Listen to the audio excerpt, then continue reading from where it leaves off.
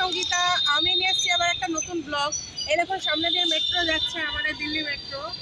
এই আর পেছনে মল। আজকে আমরা একটা মলে এসেছি, কিন্তু মলে আসার আগে যেটা আমার যেটা হলো সেটা মানে অনেক দিনের ইচ্ছা। আপনার একটা পূরণ হলে আপনি কি ভাববেন, কতটা আনন্দিত হবেন, ঠিক সেরকমই আমার একটা ইচ্ছা আজকে পূরণ হয়েছে। কাল সকালবেলা আমি আর আমার হাজব্যান্ড, যেহেতু সানডে ছিল, রথ ছিল, বসে বসে আমরা আলোচনা করছিলাম যে ছোটোবেলায় আমরা কত রথ টানতাম, এখন আর বাচ্চাদের তো রথ সেভাবে বাবা মা কিনে দেয় কি দেয় না। তো সেই জন্য তো সেই সেই মানে আলোচনা করতে করতে বললাম যে 5 বছর বাদে কি 4 বছর বাদে হয়তো আমরা আবার পুরী যেতে পারবো, আর সেখানে হয়তো আমরা রথ টানতে পারবো। কিন্তু মানে সেটা যে সফল হবে এরকম কোনো ভাবনা চিন্তা ছিল না। হঠাৎ করেই এখন যে বেরোলাম যে কালকে, তো সেখানে আমরা একটা ইস্কনের রথ বেরিয়েছিল, আমি এবং আমার ছেলে সেই রথটাকে টানলাম। সেটা আগে আপনাদের দেখাবো, তারপর আজকে যে আমরা এই একটা সিটি সেন্টারে এসেছি সেইটার ভেতরে আমরা কি করলাম সেটা দেখাবো, চলুন। এখানে আমরা হঠাৎ করে নেমে পড়েছিলাম, যাচ্ছিলাম একটা বন্ধুর বাড়িতে। এত জ্যাম, আমি ভাবলাম হয়তো কোনো অ্যাক্সিডেন্ট হয়ে গেছে, নেমে পড়লাম। এই দেখুন একটা রথ, সামনে চলেছি এই এগিয়ে, আর নামার সাথে সাথে জগন্নাথ দেব আমাকে কৃপা করলেন, সাথে সাথেই আমার হাতে অন্নপ্রসাদ চলে এলো। আমি অন্য সময় বড় একটা বাইরের খাবার হাতে নিই, কিন্তু নিয়ে তারপর সেটা দান করি। আবার বাইরের খাবার খাওয়া পছন্দ নয় বলে প্রসাদ মাথায় ঠেকিয়ে দান করি, কিন্তু আজকে পুরো নিয়ে নিলাম। নিয়ে এবার চলেছি। এই দেখুন কি সুন্দর একটা বাচ্চা মাথায় ফুল টুল দিয়ে সুন্দর করে সেজেছে, আর রথকে তো কি সুন্দর সাজানো হয়েছে। আর এই পুরো প্রসেশন চলেছে, তার সঙ্গে সঙ্গে আমরাও চলা শুরু করলাম। হঠাৎ করে ছেলেকে বললাম যে এই যে দাঁড়িয়ে আছি, বললাম যে চল এদের সঙ্গে আমরা অনেকটা হাঁটবো, কেননা বাড়িটা অনেকটা দূর ছিল। আমি বললাম আমি কিছুটা যাব। আর এই দেখুন সবাই কি জোরে জোরে টানছে, তারপরেই রথটা চলছে। আর কত বড় দড়ি, এতে সবাই টেনে টেনে রথটাকে নিয়ে যাচ্ছে। এটা ইসকন থেকে বের করা হয়েছিল আর বালাজি মন্দির দুজন মিলে এই আয়োজন করেছিল এরা। আর এই প্রসঙ্গে আমার এটা মনে হচ্ছে যে জানি না ভগবানের কেন এত কৃপা, নামামাত্র তো প্রসাদ পেলাম, তারপর বলে যে এই রশ্মিতে টান দেওয়া হচ্ছে সবার কপালে জোটে না। সে যেখানেই রথ বেরোক না কেন, মাহেশে বিশাল বড় রথ বেরোয়, লাখ লাখ লোক সেখানে রশ্মি টানতে যায়, কিন্তু পায় না, অনেকেই পৌঁছাতে পারে না। তারপর পুরীর তো কোনো কথাই নেই, মানে ওই ভিড় দেখলে আমার মনে হয় যে পদপিষ্ট হবে না তো লোকে, এত লোক, কটা লোকই বা রশ্মি ধরতে পারে। কিন্তু এই ছোট রথ হলেও এই দেখুন পরিষ্কার দেখে মুখ দর্শন করতে পেরেছি আমি।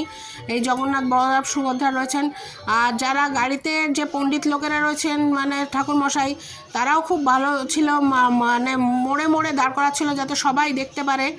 আর এই যে প্রসাদ চাইছে সবাই, যথাসাধ্য তাদের দেয়া হচ্ছিল, আর তারাও তাদের ক্ষমতা অনুযায়ী পয়সা দিচ্ছিল। আমি পুরোটাই অনেকটাই দাঁড়িয়ে দাঁড়িয়ে গেলাম, কেননা খুব ডিসিপ্লিন ওয়েতে চলছিল ব্যাপারটা। এই পুলিশ পাহারাও আছে, প্রচুর পুলিশ দেওয়া হয়েছিল। আর আমরা যেদিকে যাচ্ছিলাম সেদিকেই অনেকটা এগিয়ে আমার বান্ধবীর বাড়ি ছিল, তো তাহলেও আমি এগিয়ে চলেছিলাম, কেননা আমার হাঁটতে ভীষণ ভালো লাগছিল। একটা সময় আমি ছেলেকে বললাম রশিটা ধরে টান। ছেলে তো কোনো দিন এসব দেখেনি, তাই বলছে না বকবে। আমি কোনো কিছু বকবে না, চল। আর এই হচ্ছে পরদিন আমি যেটা বললাম শুরুতেই যে মলে গেছিলাম, এটা হচ্ছে সেইটার ছবি। এই মলে আমরা আগে খুব আসতাম, কিন্তু করোনার পর থেকে আমি আজকে তাই 2018 লাস্ট এসেছি, আর আজকে এই 19 থেকে আসা বন্ধ, আবার 24 গেলাম। অনেক কিছু পাল্টে গেছে, ভীষণ করোনা যে অর্থনৈতিক পরে এফেক্ট ফেলেছে তার একটা প্রমাণ। অনেক দোকান এখানে বন্ধ হয়ে গেছে। একটা বিশাল মল ছিল, একটা সময় আমাদের অবাধ আনাগোনা ছিল, প্রচুর টাইম এখানে থাকতাম। বড় বড় দোকানগুলো হয়তো খুলে রেখেছে, কিন্তু সেই অর্থে খরিদ্দার সেরকম নেই। এইভাবে আর কয়দিন চালানো যাবে, হয়তো এগুলোও বন্ধ হয়ে যাবে একদিন। এখানে হেন বড় মল মানে নেই, দোকান নেই, বাটা থেকে শুরু করে প্যান্টুলুন থেকে শুরু করে সব আছে। রেভলনের, এই যে এটা হচ্ছে রেভলনের একটা কসমেটিক শোরুম, সব আছে। এখানে ঢুকে পড়লে মোটামুটি মার্কেটিং পুরো সম্পূর্ণ করে ফেরা যায়। কিন্তু কেমনই যেন একটা খালি লাগছিলো। এই যে আমি দাঁড়িয়ে দেখছিলাম বাক্সগুলোকে, অনেক ডিসকাউন্ট দিয়ে রেখেছে, 50%, 60% ডিসকাউন্ট দিয়ে রেখেছে। তো এইটারই ভেতর দিয়ে এগিয়ে চললাম। আমাদের নিচে নামতে হবে, আমরা বেসমেন্টে যাব, 5তলা মল, নিচে বেসমেন্টে যাব। আজকে হঠাৎ করে ঠিক হলো যে ছেলের জন্য জন্মদিনে জামা কেনা হবে। অবশ্যই আমি কিনে দিচ্ছি না, এটা ওকে গিফট দিচ্ছে ওর পিসি।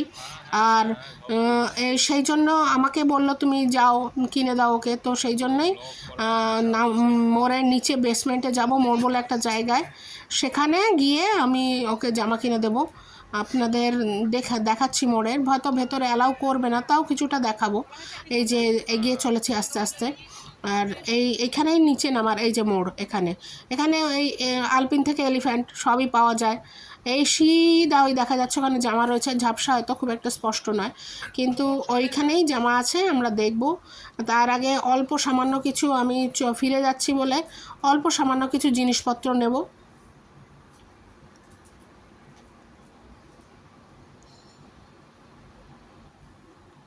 এই যে এখানে সমস্ত বললাম যে সব কিছুই আছে।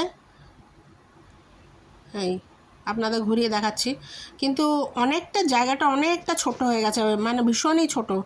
আগে অনেক বড় ছিল। আর এই বাইরে বেরিয়ে ছেড়ে বললো আমার একটা সেলফি তুলে দাও, দিলাম। আমার এই ক্ষুদ্র প্রয়াস যদি আপনাদের ভালো লাগে, প্লিজ একটু লাইক করবেন, শেয়ার করবেন, সাবস্ক্রাইব করবেন। Thank you.